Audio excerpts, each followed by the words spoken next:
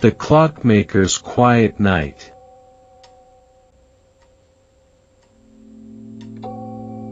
In a tall building on the edge of a sleeping city, there lived an old clockmaker named Elias. His apartment was small but warm, perched high above the streets where the city lights twinkled like a sea of stars below. The room was filled with the soft ticking of clocks, dozens of them, each one crafted by Elias's own hands over the years. The walls were lined with shelves holding timepieces of all sizes, grandfather clocks with carved wooden faces, delicate pocket watches with intricate gears, and tiny mantel clocks that chimed with a gentle melody. The air smelled of polished wood and oil, a scent that wrapped the room in a comforting embrace. Outside, the city was quiet, its usual hum softened to a distant murmur, and through the large window, the moon cast a silver glow across the floor. This is the story of Elias and his quiet night, a tale to guide you into a peaceful sleep. Chapter 1: The Embrace of the Ticking Room. Elias eased into his favorite leather armchair, its surface worn smooth by decades of use, a testament to the countless nights he had spent there. A thick woolen blanket, hand-knitted by his sister long ago, draped over his lap, its weight a gentle comfort against the cool night air. His hands, etched with the faint scars of a clockmaker's life, cradled a small clock he was mending, a delicate piece with a face painted with constellations, its gears exposed like a miniature cosmos. His silver hair caught the moonlight streaming through the window, and his deep-set eyes, though dimmed by age, glimmered with the pride of a man who had shaped time itself. The room pulsed with the sound of ticking, each clock following its own rhythm yet blending into a soothing symphony that filled the night. A grandfather clock in the corner struck the hour with a resonant chime, its deep tone lingering briefly before merging back into the steady beat. The window beside him framed the cityscape, where amber streetlights cast pools of light and the occasional night bus rolled silently by, its headlights slicing through the dark. Elias leaned back, the chair creaking softly, and let his gaze drift to the stars beyond the city's glow. The ticking enveloped him, a heartbeat that invited his mind to wander into the past. He closed his eyes, the rhythm guiding him like a gentle hand, each tick a step into memories held dear. His first recollection was of his childhood in a quiet village nestled among rolling hills, where his father, also a clockmaker, had taught him the craft. Elias remembered the small workshop, its walls lined with tools and half-finished clocks, the air thick with the scent of sawdust and metal. He was 6 when he first held a screwdriver, his tiny hands trembling as his father guided him to tighten a gear. The memory was vivid, the warmth of the wood stove, the clatter of tools, and the triumphant chime of his first clock, a simple round-faced piece with a single hand. The clocks in his apartment seemed to hum louder, their ticks celebrating that distant victory, and a faint smile curved his lips. A cool breeze slipped through a slightly open window, carrying the soft hum of the city, a distant siren fading into the night, the rustle of leaves from a rooftop garden nearby.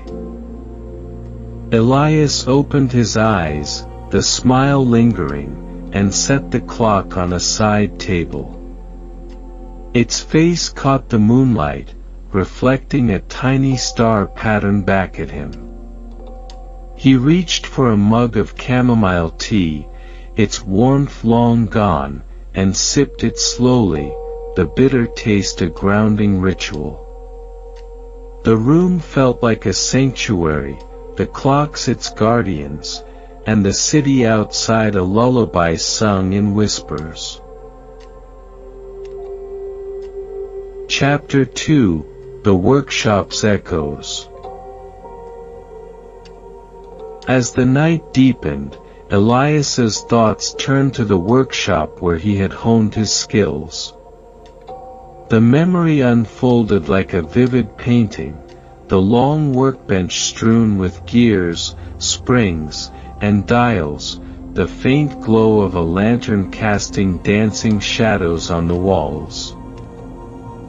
His father's hands, steady and calloused, had guided him through the art of clockmaking, teaching him to balance a pendulum with a feather's touch, to listen for the perfect tick that signaled harmony.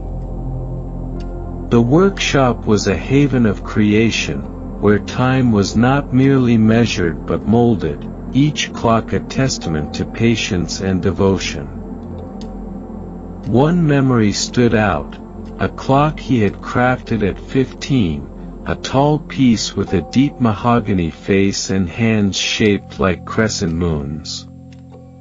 He had labored on it for a year, working late into the nights, the oil lamp flickering as he adjusted each gear with meticulous care.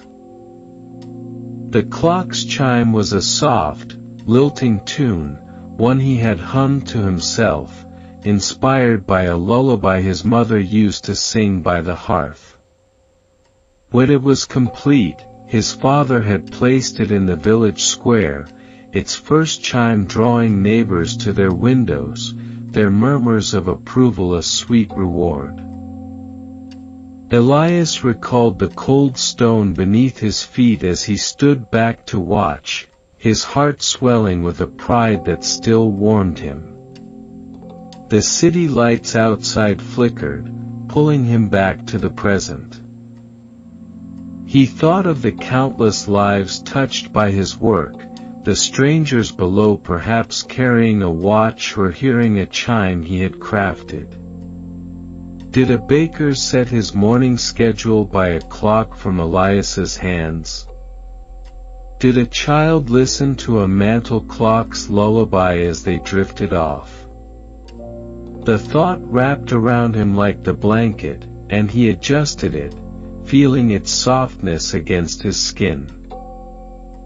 The grandfather clock chimed again, its deep tone resonating through the room, a reminder of the hour, and the space settled into a deeper stillness. A small mantel clock on the shelf began its lullaby, its notes delicate and slow, like a mother's whisper. Elias listened, his eyes drifting shut, the melody stirring a memory of his mother's voice, singing as snowflakes tapped against the workshop window. The sound was a soft glow, and the room seemed to cradle it, the clocks ticking in unison with his slowing breath. The city's murmur faded, leaving only the rhythm of time, a gentle guide into the night's embrace. Chapter 3: The Clock for the Orphanage. Elias's mind drifted to a memory from his early years in the city, a project that had left an indelible mark on his heart. A local orphanage, a gray stone building with ivy climbing its weathered walls, had reached out to him with a humble request, a clock for their common room. The director, a kind woman with graying hair and weary eyes, explained that the children, many without families, needed something to mark their days with hope. Elias saw in her plea a chance to give back to the community that had welcomed him, and he accepted with a quiet resolve. The clock he designed was a labor of love, a circular face of pale wood, its numerals carved in a playful, child-friendly script, and its hands painted with bright hues of red and yellow to catch young eyes. The frame was adorned with tiny carved birds, their wings spread as if in mid-flight, a symbol of freedom and joy he hoped would inspire the children. Inside, he crafted a mechanism that played a soft tune every hour, a melody of flutes and bells reminiscent of the laughter he imagined filling the room. The project spanned nearly 2 years, his evenings spent in his shop, the city's distant hum a companion as he worked by lamplight. When the clock was finished, Elias delivered it himself, the heavy wooden crate a burden he carried with pride. The children gathered as he unpacked it, their faces lighting up with wonder, their small hands clapping in excitement. The director thanked him with tears in her eyes, her voice trembling, and the oldest boy, a lanky 12-year-old named Theo, asked if he could help wind it. Elias showed him how, his hands guiding Theo's with patience, and the first chime rang out, a clear, joyful sound that brought smiles to every face. That evening, the orphanage held a small celebration, the children singing songs as the clock ticked above them, its birds seeming to dance in the lamplight. Elias became a regular visitor, bringing small repairs or new gears, and the children grew to know him as Uncle Elias. He remembered Theo's shy grin as he mastered winding the clock, and little Mara, who loved to trace the bird carvings with her tiny fingers, her giggles filling the air. The memory was a warm thread, weaving through his mind, and he felt a tear slip down his cheek, quickly brushed away. The clocks in his apartment seemed to chime softly, their ticking a tribute to those lost years, and the city lights outside glowed like the candles of that celebration, a distant echo of joy. Chapter 4: The Apprentice's Light. Elias's thoughts turned to Clara, his most cherished apprentice, whose presence had illuminated his shop like a beacon. She had arrived one rainy afternoon, a young woman with dark hair plastered to her forehead and a determined gaze, seeking to learn the craft. Elias had been hesitant, his shop was a solitary refuge, but Clara's enthusiasm, her eager questions about gears and springs, won him over. She was a natural, her hands nimble as she assembled her first clock, a simple piece with a pale blue glass face that caught the light like a winter sky. Their days together were a dance of tools and time. Clara would hum as she worked, a tune that blended with the clock's rhythm, and Elias would listen, his heart lifting with each note. One autumn evening, as leaves fell outside, they sat by a small heater, sharing stories over cups of tea. Clara spoke of her dream to open her own shop one day, her eyes bright with hope, and Elias told her of his village days, the workshop where it all began.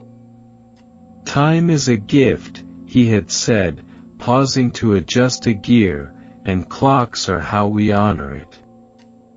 Clara nodded, her hands still on her work, and the moment felt like a bond forged in time. Their evenings stretched into a routine, Clara's hum, the clink of tools, the soft glow of the heater. She asked him once why he never married, and Elias had chuckled, his eyes distant. "I married my clocks," he said, "each one a piece of my heart." Clara laughed, her sound like a bell, and they returned to their tasks, the shop quiet except for the hum of their tools. When she finished her apprenticeship, she gifted him a pocket watch, its case engraved with a tiny clock face surrounded by stars, a marvel of her skill.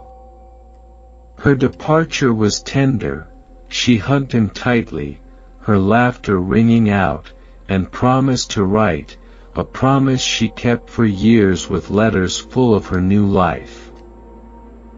The pocket watch glowed in his hand now, its face reflecting the moonlight, and Elias felt a pang of longing.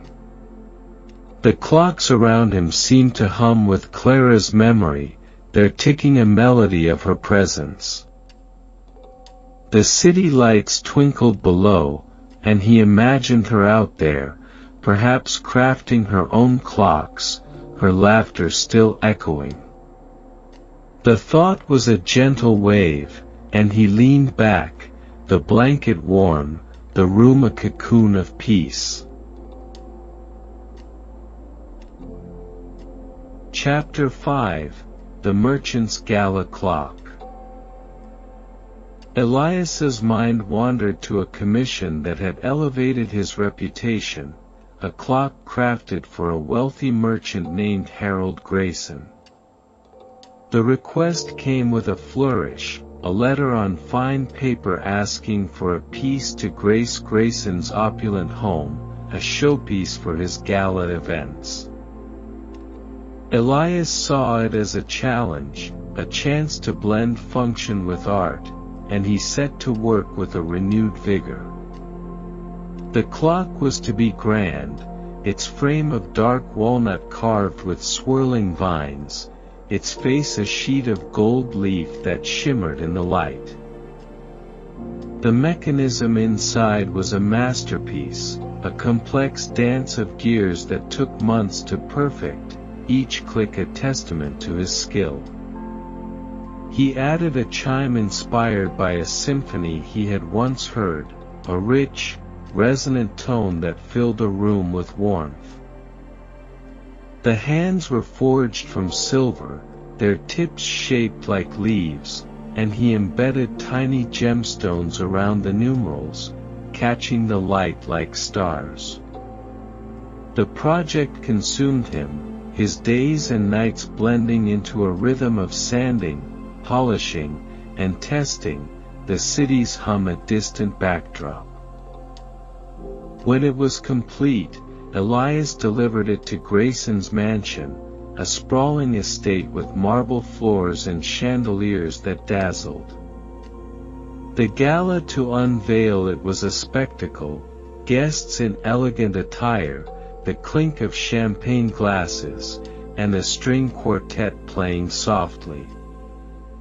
Elias stood quietly by the wall, watching as Grayson pulled the velvet cover away, revealing the clock in all its glory. The crowd gasped, their murmurs of admiration filling the air, and when the chime rang out, the room fell silent, the melody weaving through the space. Grayson approached him, a rare smile on his stern face, and thanked him, slipping a hefty envelope into his hand. Elias returned home that night, the city lights a blur as he rode the bus, the envelope unopened in his pocket. The memory was a glow of achievement, and the clocks in his apartment seemed to chime in unison, their ticking a celebration. He set the envelope on the table, its weight a symbol of his success, and leaned back, the blanket soft against him. The city outside twinkled, a mirror to the gala's lights, and the room grew still, the ticking a gentle guide into the next memory. Chapter 6: The Hospital's Silent Keeper. Another memory surfaced, a clock he had made for a hospital, a project born from a nurse's quiet plea. The hospital was a bustling place, its corridors filled with the shuffle of feet and the beeping of machines, but the pediatric ward needed a clock that brought calm, not chaos. The nurse, a woman named Margaret with kind eyes, asked for something soft, something that wouldn't startle the children recovering from illness. Elias took the request to heart, seeing it as a way to offer comfort through his craft. The clock he designed was unassuming, a round face of matte white, its numerals a subtle gray, and its hands a gentle curve of black. The frame was plain wood, sanded smooth, and the mechanism was engineered to produce a nearly silent tick, a feat that required weeks of adjustment. He added a faint chime every hour, a series of soft notes like a lullaby, inspired by a tune he had heard a mother sing to her child. The project was a labor of quiet dedication, his shop filled with the scent of fresh wood as he worked, the city's noise a distant hum. When it was installed, Elias visited the ward, the clock hanging above a row of beds. The children, some with pale faces and tired eyes, looked up as the chime played, and a small girl with a bandaged arm smiled, her lips trembling with delight. Margaret thanked him, her voice low, and told him how the clock had become an anchor for the children, a marker of time in their long days. Elias watched as a boy traced the clock's face with his finger, his expression softening, and felt a warmth spread through him. He returned home, the memory lingering, and the clocks in his apartment seemed to hum with approval, their ticking a soft echo of the hospital's peace. The city lights glowed below, a contrast to the ward's quiet, and Elias leaned back, the blanket a comfort. The grandfather clock chimed, its tone deep, and the room settled, the ticking a lullaby that carried him deeper into the night. Chapter 7: The Clockmaker's Community. Elias's thoughts turned to the community he had built through his work, a rich tapestry of faces and stories woven into the fabric of his life. There was Mr. Patel, the grocer with a shop on the corner, who had commissioned a wall clock to hang above his counter. The clock's face was a vibrant mural of fruits and vegetables, apples red as dawn, oranges glowing like miniature suns, and grapes clustered in deep purple, its hands painted with green stems. The chime was a cheerful ding, timed to mark the opening and closing of the shop, a sound that became as familiar to the neighborhood as Patel's warm greeting. Patel had thanked him with a basket of apples, his broad smile lighting the dim shop, and Elias remembered peeling one by the window, the crisp sweetness lingering on his tongue as he watched the snow fall outside. Another figure emerged in his memory, Mrs. Holloway, an elderly widow with a stooped frame and a voice like velvet. She had come to him seeking a pocket watch to hold the memory of her late husband, its case to be engraved with their wedding date, a simple, December 5th, 1950, etched in flowing script. Elias spent days on the piece, the engraving a delicate dance of his tools under a magnifying glass, the metal cool against his fingers. When he delivered it, Mrs. Holloway's tears fell silently, her gnarled hands clutching the watch as she nodded her thanks. She told him it would rest against her heart, its tick a companion in her quiet evenings, and Elias felt a lump rise in his throat. The watch ticked in his mind now, a heartbeat of love, and he wondered if she still carried it, its rhythm a solace in her solitude. There was also young Jamie, a messenger boy who delivered packages to the shop, who had saved his pennies to buy a small mantel clock for his mother's birthday.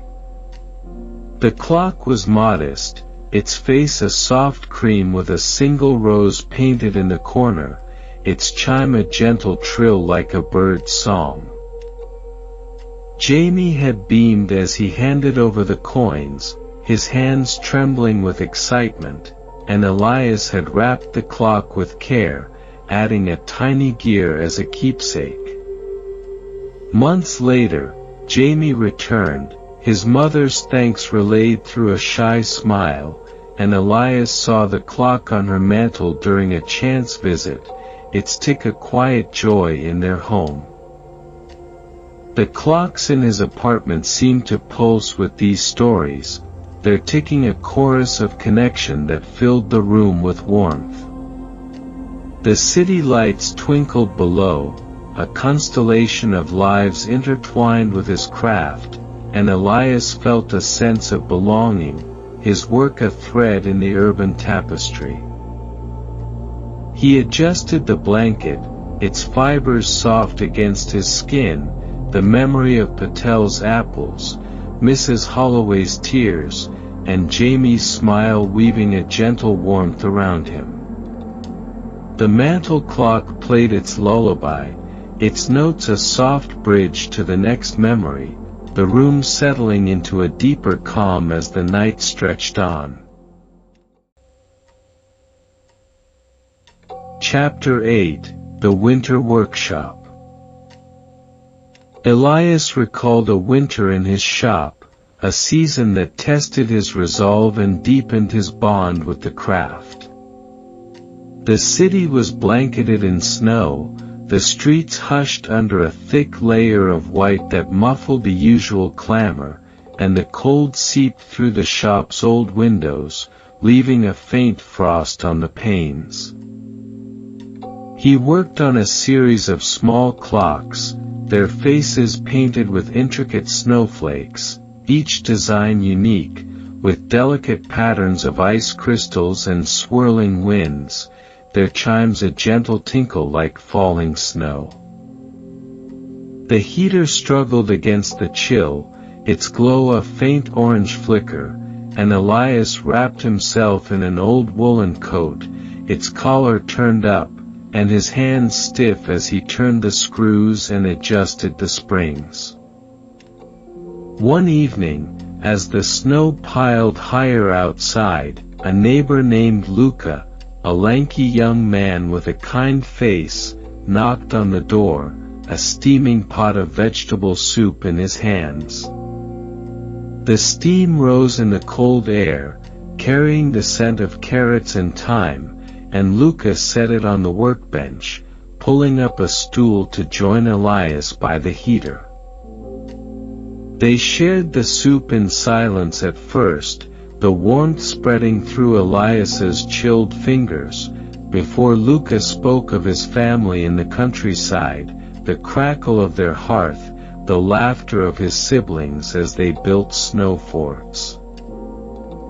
Elias listened, his own memories surfacing, of his village days, the snow piling outside his father's workshop, the sound of his mother's lullaby drifting through the cold. They talked late into the night, the heater's glow casting long shadows on the walls, the clocks ticking softly as if keeping time with their stories. Luca brought more soup the next night, and the nights after, each visit a thread in their growing friendship. Elias showed him how to polish a gear, Luca's clumsy hands improving with practice, and they laughed as a spring popped loose, rolling across the floor. The memory was aglow, the soup's warmth lingering in his chest, and the clock seemed to tick in time with their laughter, their chimes a faint echo of that winter's camaraderie. The city lights glowed through the snow outside, a soft contrast to the workshop's intimacy, and Elias leaned back, the blanket an echo of that shared warmth. The grandfather clock chimed, its tone deep and resonant, and the room grew still, the ticking a guide into the next tale, the night wrapping him in its quiet embrace. Chapter 9: The Clockmaker's Reflection. Elias turned his thoughts inward, seeing his own reflection in the clocks that surrounded him, each piece a mirror of his soul. One memory stood out, a clock commissioned by a poet named Eleanor, a woman with a voice like a gentle stream and eyes that held the weight of countless verses. She had sought a clock that captured the essence of fleeting moments, a piece that revealed the beauty of time's inner workings. Elias took the challenge to heart, designing a clock with a face of clear glass, its gears and springs visible behind a protective layer, a transparent window into the dance of time. The project was a journey of precision and patience. He spent weeks crafting the gears, each one polished to a mirror sheen, their movements a ballet of metal and motion. The frame was a simple oak, sanded smooth, its edges carved with faint lines like the stanzas of a poem, and the hands were slender rods of silver, their tips pointed like a poet's quill. The chime was a soft series of notes, inspired by the rustle of leaves Eleanor had described in one of her readings, a sound that seemed to drift through the air like her words. The work consumed him, his days filled with the clink of tools and the scent of oil, the city's hum a distant rhythm. When it was complete, Elias delivered it to Eleanor's modest apartment, a space filled with books and the faint scent of ink. She unwrapped it with trembling hands, her breath catching as she saw the gears turn, the glass face revealing their dance. "Thank you for making time visible," she said, her voice thick with emotion, and she recited a poem she had written, its lines about the passage of days blending with the clock's soft chime. Elias sat with her, listening, the clock ticking beside them, and felt a connection to her art, a shared reverence for the moments they shaped. The memory lingered, a glow in his mind, and the clocks in his apartment hummed with that thought, their ticking a reflection of his life's work. The city lights twinkled below, a constellation of moments he had touched, and Elias felt a deep peace settle over him. He adjusted the blanket, its warmth a comfort, and the mantel clock played its lullaby, its notes a bridge to the next memory, the room a sanctuary of time. Chapter 10: The Dream's Beginning.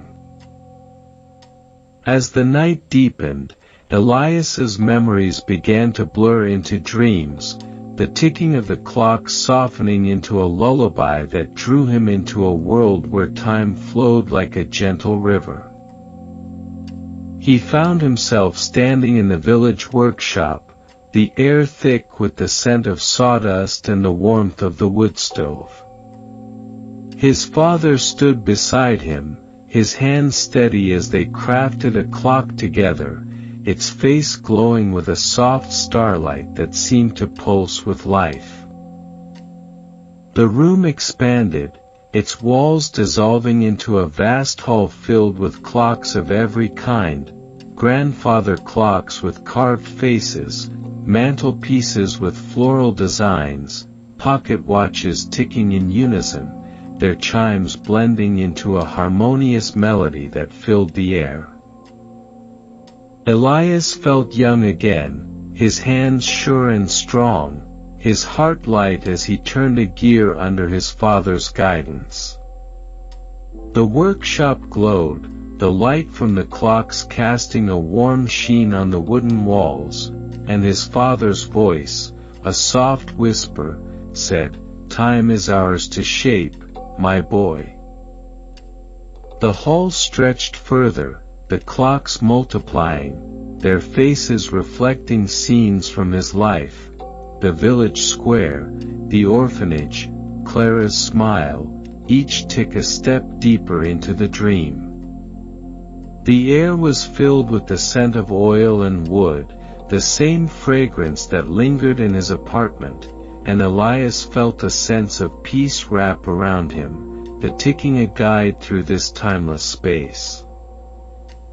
The dream shifted, and he stood on the city rooftop with Clara, the lights below a sea of gold and amber. They laughed, the sound blending with the clock's melody, and the scene flowed into the hospital ward, where the silent clock chimed for the children, their smiles lighting the room. The sky above opened, revealing a cascade of light, and Elias floated upward, the warmth wrapping him like a blanket. The light carried him to the river of time, its waters shimmering with memories, the crunch of snow underfoot, the poet's words, the merchant's gala, each wave a moment preserved. He dipped his hands into the river, feeling the laughter of his childhood, the pride of the orphanage clock, Clara's hug, the warmth of Luca's soup. The current was gentle, its pulse a soft rhythm, and Elias drifted, the scent of polished wood filling the air.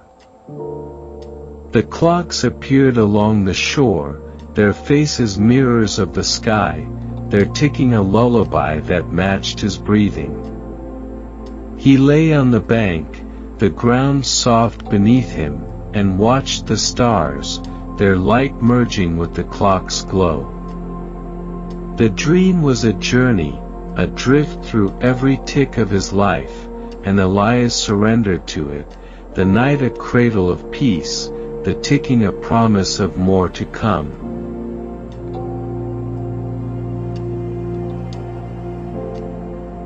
Chapter 11: The Clockmaker's Journey. As the dream river carried Elias onward, his mind drifted to a journey he had undertaken in his middle years, a pilgrimage of sorts to rediscover the quiet that had shaped his early craft.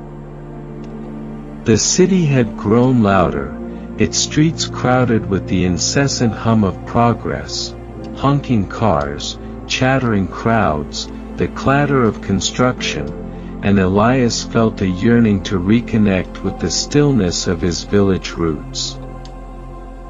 He boarded a train one crisp autumn morning, the station alive with the scent of coffee and the rhythmic clatter of wheels on tracks, a sound that echoed the ticking in his mind. The journey took him to a coastal town where the sea met the sky in an endless horizon, the air thick with salt and the cries of gulls wheeling overhead.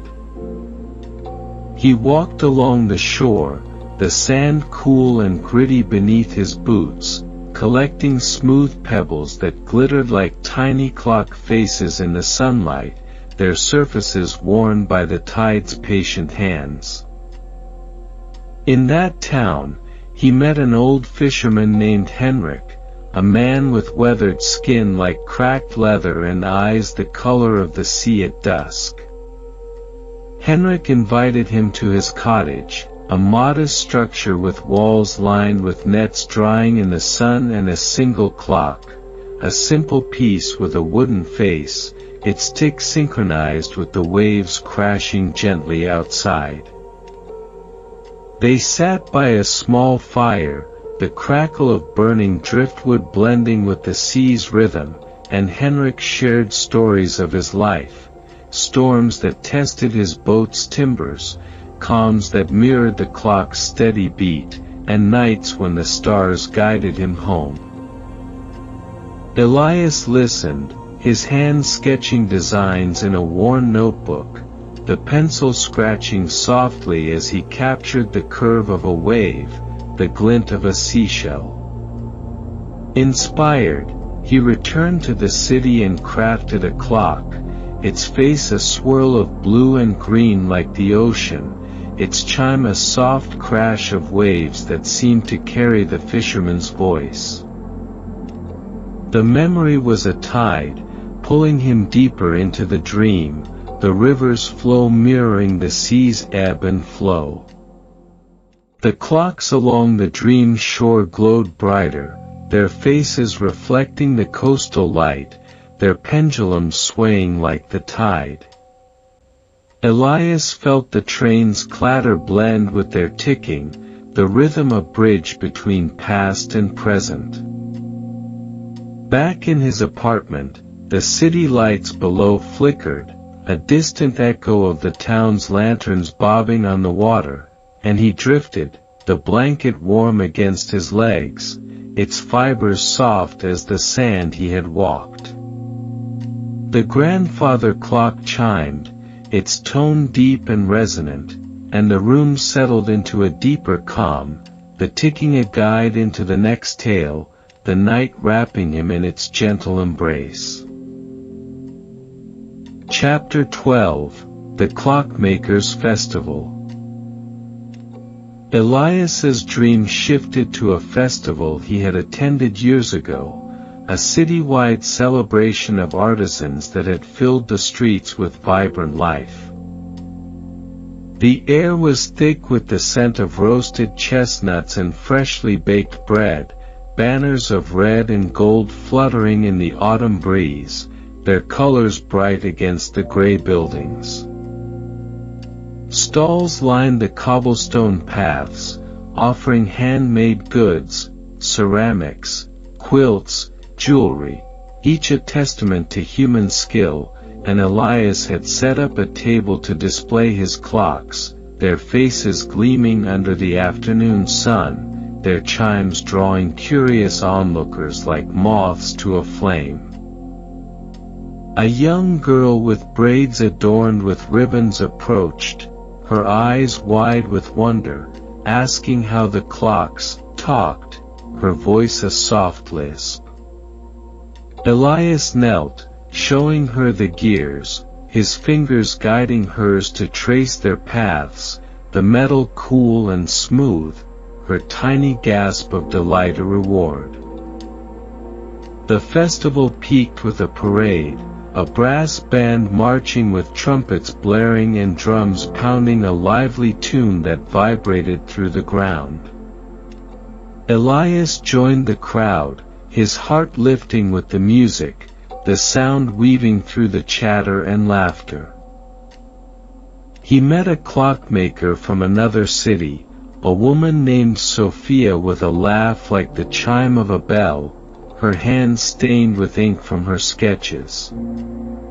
She shared tales of her craft, clocks with musical movements that played entire songs, their gears a symphony of motion, and they collaborated that day, sitting on a bench with pencils and paper, sketching a design that combined their styles.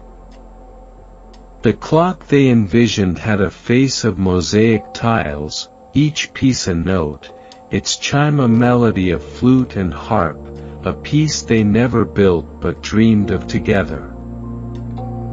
The memory was a melody, and the dream river flowed with it, the clocks along the shore chiming in harmony, their faces reflecting the festival's colors. Back in his apartment, the city lights twinkled like the lanterns that had lined the streets, and Elias felt the warmth of that day, the girl's touch, Sophia's laugh. The mantel clock played its lullaby, its notes an echo of the parade's tune, and the room grew still, the ticking a rhythm of connection, the night deepening around him. Chapter 13, The Clockmaker's Silence. Elias's thoughts turned to a time when silence had overtaken his shop, a period of stillness born from a fire that had ravaged his workspace. The city was gray with smoke, the air heavy with the acrid scent of burnt wood and metal, and Elias stood amidst the ruins, his hands empty for the first time in years, the tools he had wielded like extensions of himself reduced to ash. The fire had started in the night, a spark from a faulty wire, and he had watched helplessly as flames licked the walls, the ticking of his clock silenced by the roar. A neighbor, Mrs. Chen, a woman with a serene demeanor and hands that smelled of herbs, brought him tea in a chipped mug, her calm presence a balm against the chaos, and they sat in the silence, the ticking of a single salvaged clock, the hospital's silent keeper, the only sound. Mrs. Chen spoke of resilience, her own shop lost years before to a flood, her voice a gentle wave as she described rebuilding with her family's help, the community's hands lifting her back. Elias listened, the tea's warmth seeping into his chilled fingers, and found strength in her words, a quiet resolve to begin again. He salvaged what he could, gears blackened but intact, springs twisted but usable, sifting through the debris with a reverence for each piece. The scent of burnt wood lingered for weeks, a bitter reminder, as he rebuilt slowly, his shop a skeleton of its former self, the city's hum a distant heartbeat. The first clock he made post-fire was simple, its face scarred like the workshop's walls, its wood charred at the edges, its chime a soft reminder of survival, a single note that trembled then steadied. He hung it above his workbench, its tick a defiance against the silence, and customers began to return, their faces curious, their orders a lifeline. The memory was a quiet strength, and the dream river carried it, the clocks along the shore glowing with resilience, their faces reflecting the fire's aftermath. The city lights below pulsed, a mirror to his recovery, and Elias leaned back, the blanket a comfort, its weight a echo of Mrs. Chen's tea. The grandfather clock chimed, its tone deep, and the room settled, the ticking a guide into the next memory. Chapter 14, The Clockmaker's Garden. Elias's dream led him to a memory of a rooftop garden he had tended in his later years, a green oasis amidst the city's concrete sprawl. The skyline framed the space, its jagged edges softened by the morning mist, and he had transformed the flat roof into a sanctuary, planting clock-shaped flower beds with marigolds, their golden heads ticking with the seasons, and lavender, its purple spikes a quiet chime in the breeze. The soil was rich, turned by his hands, the scent of earth and blooms filling the air, and he spent hours there, the sun warming his back as he weeded and watered. A young boy named Samir, with dark eyes and a quick smile, helped him, his small hands clutching a watering can, his laughter a chime that danced with the wind. They built a sundial together, a simple circle of stone with a metal gnomon casting a shadow that moved like a clock's hand, its arc marking the hours with a precision that delighted Samir. Elias taught him to read the shadow, their voices soft against the city's hum, and they sat on a bench he had crafted from reclaimed wood, watching the flowers sway. The garden became a retreat, its colors a contrast to the gray below, and neighbors began to visit, bringing seeds or stories, their footsteps a gentle rhythm on the gravel path. An elderly man, Mr. Torres, shared tales of his youth in a village garden, his hands trembling as he planted a rose, its red petals a clock of its own. The memory was abloom, and the dream river flowed with it, the clocks along the shore reflecting the garden's light, their ticks blending with the rustle of leaves. Back in his apartment, the city lights glowed below, a contrast to the garden's peace, and Elias drifted, the blanket soft against him, its warmth an echo of the sun on his skin.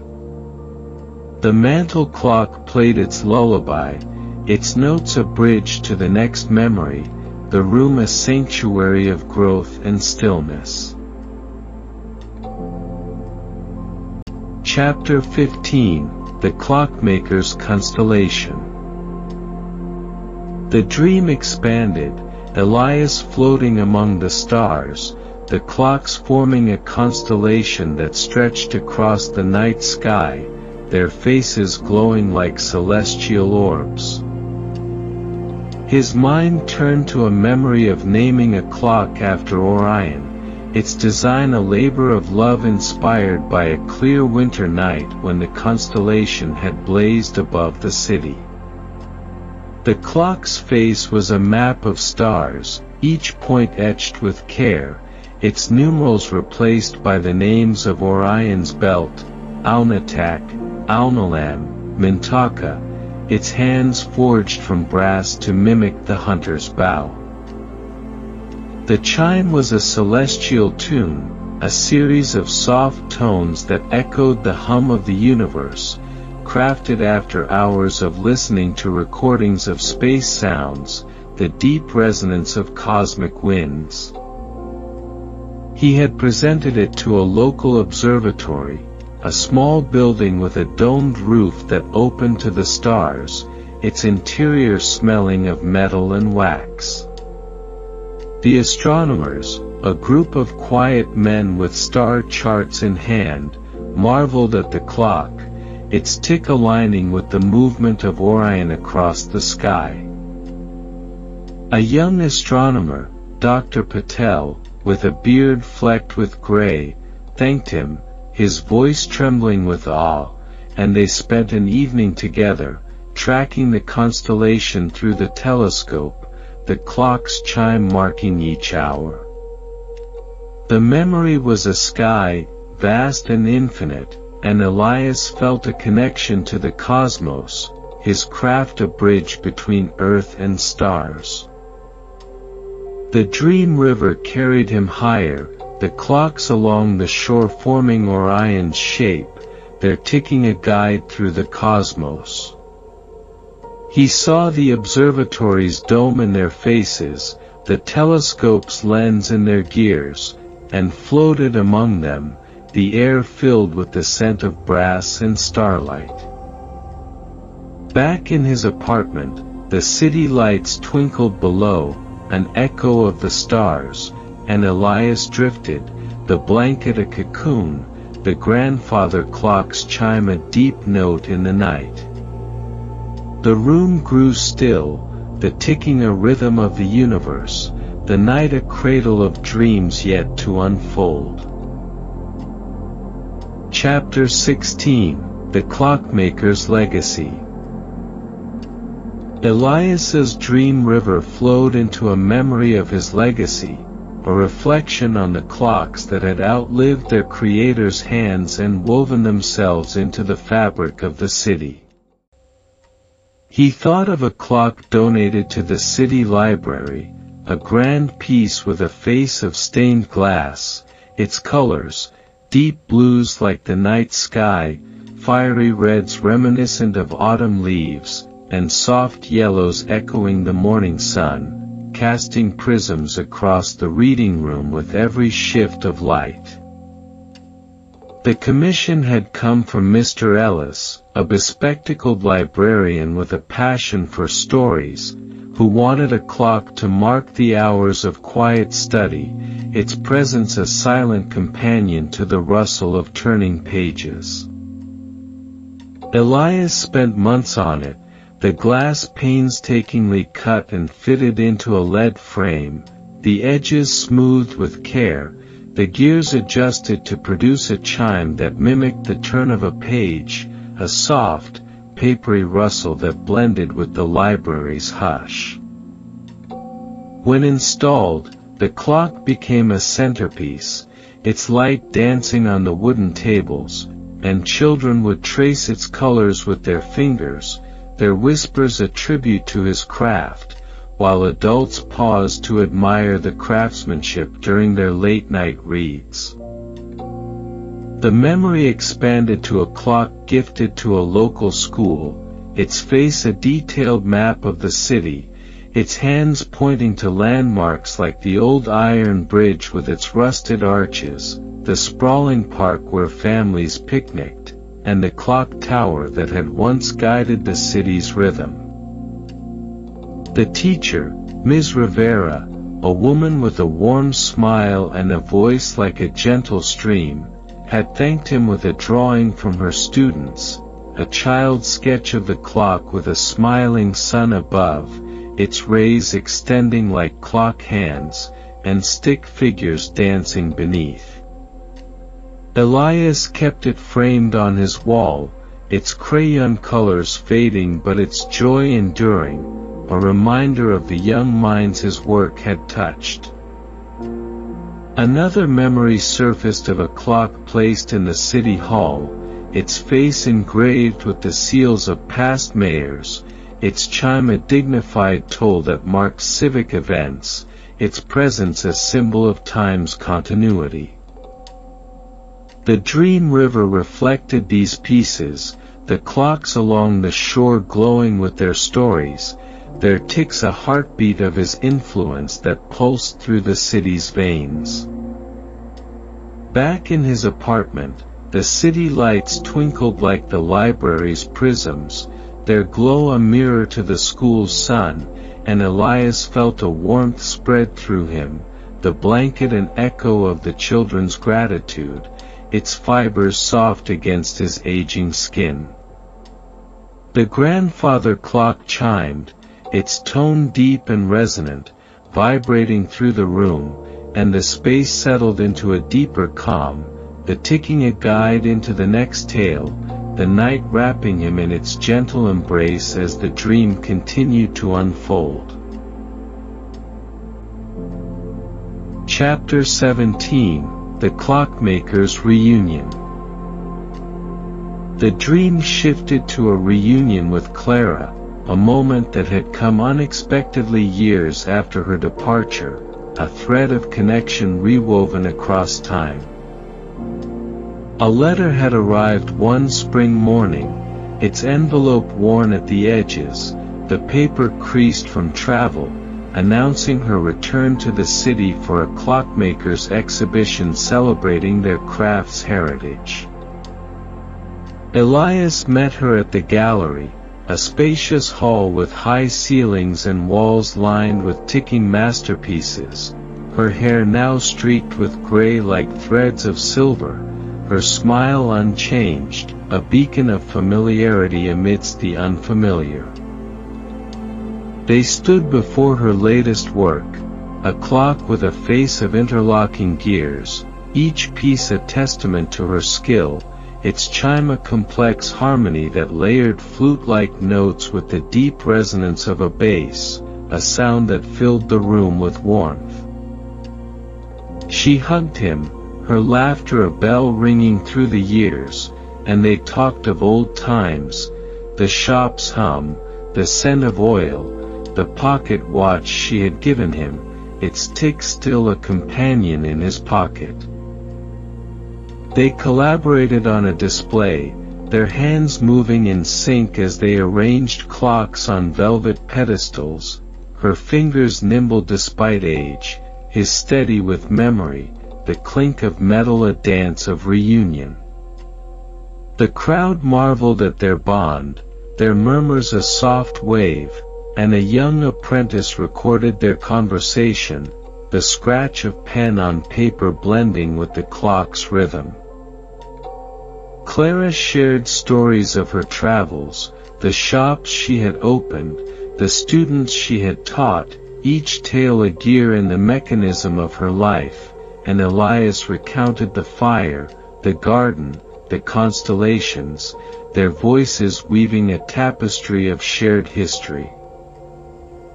They sat together after, sipping tea from paper cups, the gallery's lights dimming as the exhibition closed, and she promised to visit again, her hand lingering on his.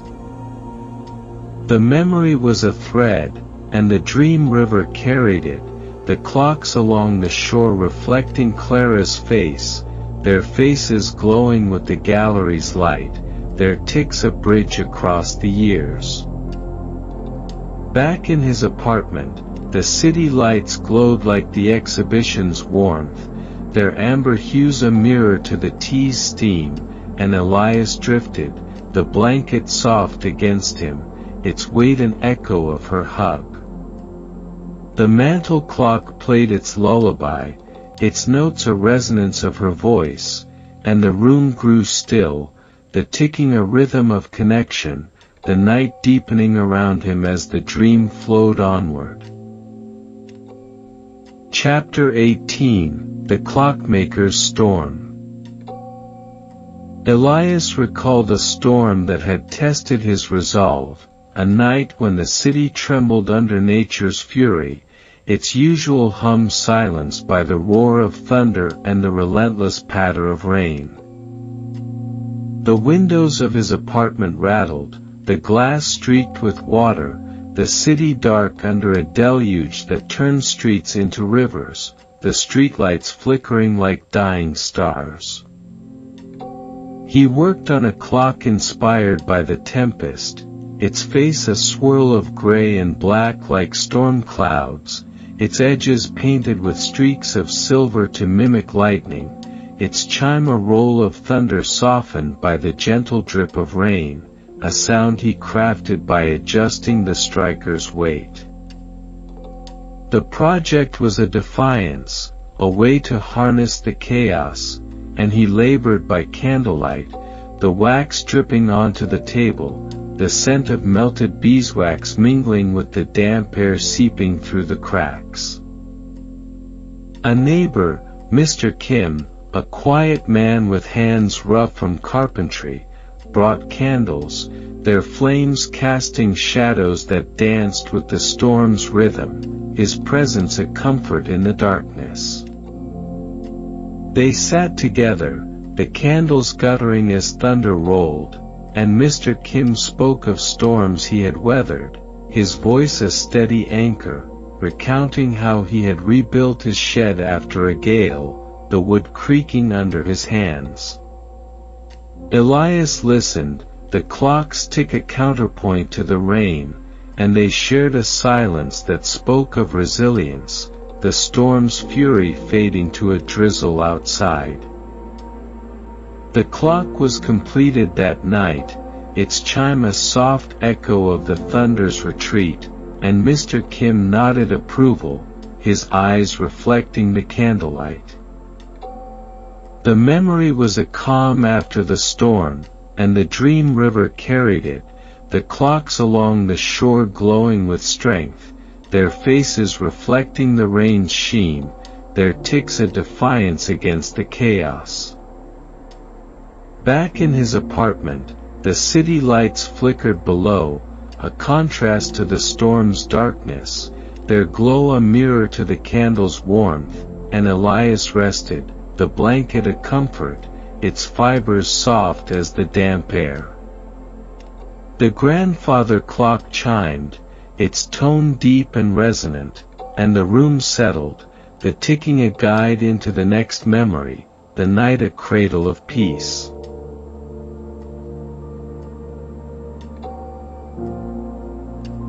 Chapter 19, The Clockmaker's Twilight.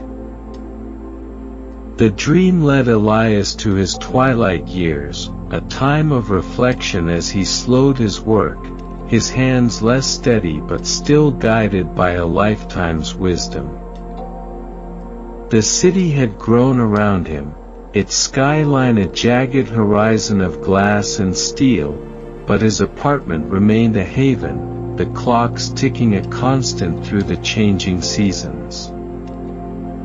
He crafted a clock with a face of fading light, its background a gradient from golden dawn to deep twilight, its numerals etched in a delicate script that seemed to blur at the edges, its chime a gentle fade from a clear note to a whisper, a sound he tuned by softening the striker's edge. The project was a meditation, a farewell to the vigor of his youth, and he worked slowly, the scent of varnish filling the room, the brushstrokes a rhythm of acceptance. He shared it with a young apprentice, Lila, a girl with bright eyes and hands eager to learn, her presence an echo of Clara's early days. She sat beside him, her questions a soft cadence, how to align a gear, how to listen for the tick's perfection, and Elias taught her, his voice low, his fingers guiding hers across the clock's face. They spent afternoons together, the city's hum a distant backdrop, the sunlight fading through the window as they worked, and Lila's laughter filled the space, a chime of new beginnings. He gave her the twilight clock as a gift, its fate a symbol of passing the craft, and she promised to honor it, her eyes shining with determination. The memory was a sunset, a blend of ending and renewal, and the dream river carried it, the clocks along the shore reflecting the fading light, their ticks blending with Lila's voice. Back in his apartment, the city lights dimmed, a contrast to the day's glow, and Elias drifted, the blanket warm against him, its weight an echo of Lila's presence. The mantel clock played its lullaby, its notes a bridge to the final memory, the room a sanctuary of passing and promise. Chapter 20, The Clockmaker's Eternal Tick. The dream river slowed, carrying Elias to a final shore where the clocks stood in a perfect circle, their faces a mosaic of his life's journey, each tick a note in a symphony of memory. The village workshop glowed with the warmth of his father's hands, the orphanage's birds fluttered with Theo's grin, Clara's watch pulsed with her laughter, the library's glass prismed with children's whispers, the garden bloomed with Samir's steps, and the constellation shone with Orion's light, all merging into a single chime, a melody of peace that rose and fell like a breath. The river's waters shimmered, reflecting the city's lights fading into dawn, the clock's pendulums swaying in unison, their gears a dance of time preserved. Elias felt a lightness, his body no longer bound by the armchair, his spirit drifting among the clocks, their faces mirrors of every moment, the storm's calm, the festival's joy, the silence's strength.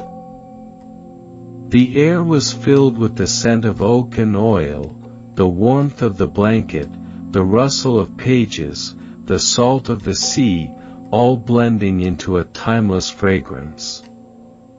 The grandfather clock stood tallest, its chime a deep farewell, and the mantel clock's lullaby wove through, a thread of continuity. The city below awoke, its hum a soft undertone, but Elias remained in the dream, the clocks ticking an eternal lullaby, his legacy alive in their rhythm. The room grew still, the moonlight giving way to the first pink of dawn, the shadows of the clock's hands stretching across the floor like a final embrace. Elias's breath slowed. His hand resting on the pocket watch, its tick a heartbeat that merged with the symphony. The night released him, the dream dissolving into peace, and the clock stood guard, their eternal tick guiding you into a deep, restful sleep, a story complete, a life fulfilled.